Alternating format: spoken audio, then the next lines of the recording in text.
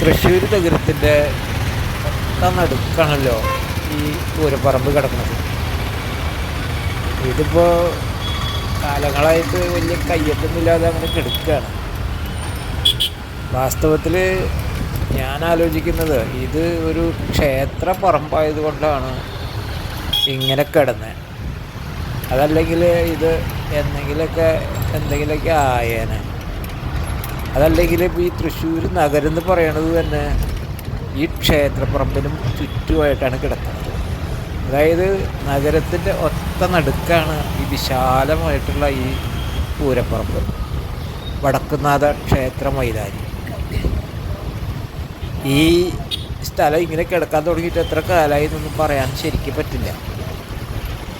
ഒരു 200-250 കൊല്ലം മുമ്പ് ശക്തൻ്റെ കാലത്താണ് പൂരം തുടങ്ങിയെന്ന് വേണമെങ്കിൽ പറയാം. കുറേ കാര്യങ്ങളൊക്കെ അദ്ദേഹത്തിൻ്റെ കാലത്ത് നടത്തിയിട്ടുണ്ട്.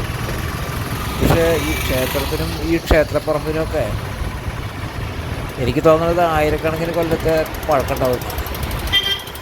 അപ്പോൾ ഇത് ഇതേപടി നിലനിന്നു എന്നുള്ളത് ഇപ്പോൾ പൊതുവിൽ പറഞ്ഞാൽ തൃശ്ശൂർക്കാർക്ക് ആശ്വസിക്കാനുള്ളൊരു വാക്കാം. എന്താ വെച്ചാൽ അല്പം കാറ്റ് കൊള്ളാൻ, അതല്ലെങ്കിൽ തൃശ്ശൂർ നഗരത്തിൻ്റെ ശ്വാസകോശമാണ് ഈ ക്ഷേത്രപ്പറമ്പ് എന്ന് പറയാം.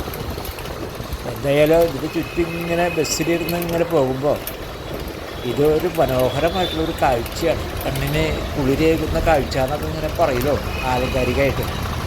എന്തായാലും ഞാൻ ഇനി ബാക്കി സമയം നിങ്ങളുമായിട്ട് നിശബ്ദരായിട്ട് ഇരിക്കാം നിങ്ങൾക്കൊപ്പം. എന്താ?